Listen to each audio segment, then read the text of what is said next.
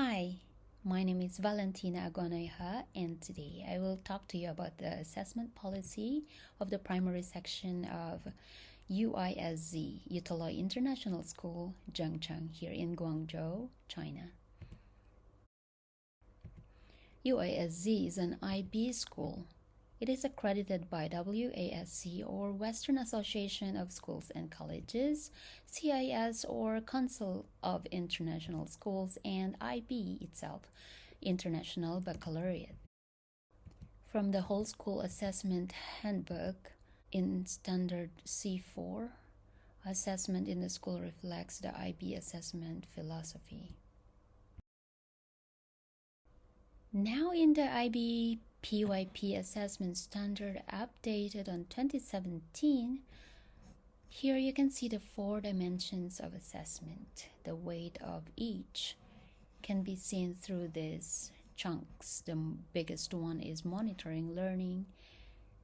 Next is documenting learning, then measuring learning, and the least is reporting learning.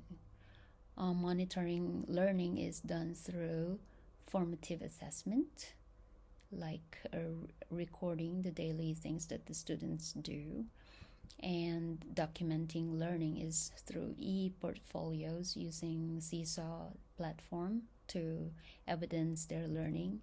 Measuring learning through map testing for year 3 to 8. Others can be through other kinds of benchmarks like PM benchmark or read-write ink or any Lexile level asked by the school, and reporting learning, which is done 2 times a year. To further explain this policy from UISZ Parent Handbook that I want to focus on today, the assessment policy states that the formative assessment informs the teaching and guides the learning. This assessment involves specific and constructive feedback to students about their learning, not marks. Remember, not marks. And with this policy, UISZ determines general learning trends and compare to international standards by gathering large-scale source of information from map testing 2 to 3 times a school year for year 3 to year 8 students. So the other benchmarks that I was talking about is through using BM benchmarks or read-write ink, other Lexile levels, for example, Newsela. The map enforcement history in UISZ. Well, since 2003, when the school was established, it had since followed the IB philosophy of formative assessment, just formative assessment for a long, long time. It continued the assessment process using formative assessment. Then, in 2017, the 4 quadrants of assessment in IB was emphasized but not adapted by the school fully. In the fall of 2020, in August, there was a new head of school. When the new head of school came in, he enforced the standardized testing map for year 3 to year 8. Since then, MAP is administered 2 to 3 times a school year for year 3 to year 8. What is MAP testing? It means measures of academic progress. It is a computerized adapted test. It means that here, when the student takes the test, then it adjusts to their level. For example, if they cannot answer the questions, then it goes down to their level. Then and gradually increases as they answer correct answers. Basic knowledge. So what to measure? Measures the basic knowledge in reading, language usage, math, and science. But in UISZ, we only have these 3 tests in reading, language usage, and math. And the purpose of this is actually just to improve teaching and learning. What is the content?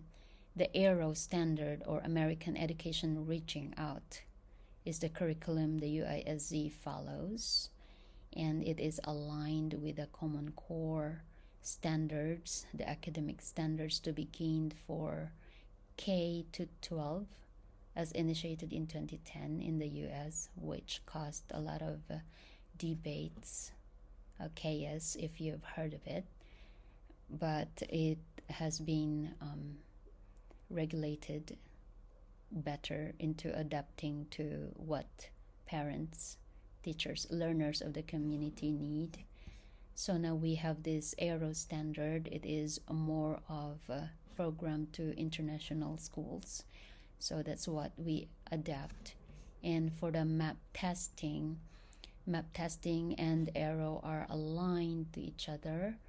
So when we take the exams or when we take the test, UISZ takes the AERO K to 12 math test, reading test, and language usage test from MAP. And our resources are also aligned with AERO. Like, for example, in math, we have a software we use called Mathletics, which is also aligned with the AERO standard.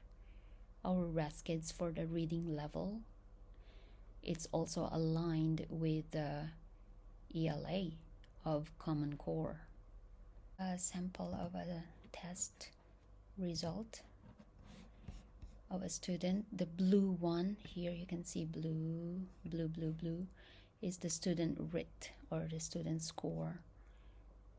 It's recorded through RIT scale, and this is W is winter, and then spring of 2021, fall of 2021, and now spring of 2022. So you can see this one, RIT score, is the score of the student, the growth of the student in time. So the student score from 176 grew up to 203. That is a very good thing. And you can see here, you can see average for information text, literature average, and his vocabulary is very low. You can also see his Lexile range. So here, as a teacher, you'll be able to see where the student needs to grow. Impact of MAP to teaching and learning. In teaching, it informs the teacher what lesson to focus on to help the student progress. And in teaching, it also allows the teacher to differentiate students, knowing what the students need. In learning, it informs the students where they need to focus. What analysis of this policy? What's the strength? Good thing is it informs teaching. It points out where the students need to focus on learning. The weakness, there are some internet problems during testing, and sometimes you don't know how to stop the test, or it stopped and you don't know how to restart. Takes 2 hours cut from regular classes for each test. Teachers are inept to proctor the test. We have lack of training. We just had a crash course, and then we just have to proctor right away, and they left us alone doing the test. And when you have a problem, you have to solve it by yourself. So far, I was able to solve the problems. And the opportunity is that, well, there are some students, I'm so lucky. I felt like that. Lucky having outstanding students is a pride of the school. And the threat is that some parents are also very depressed, or also the students depressed when they see their result is too low, and they think that we teachers did not teach their kids well, or we didn't give enough practice. My experiences and conclusion of this MAP policy of UISZ. Well, as a year 5 teacher, I was forced to know how to proctor without enough knowledge of it, and left alone proctoring without support. But I learned to adapt. It's a pro and a con. It was very helpful for me to differentiate level of my students most of the time. the data gathered is accurate, so I was able to help the students, many of my students. It's good. I still hope that parents will understand that this test is to inform teaching and learning, not as a competition to get high scores. That's it. Here are my references. Thank you for watching.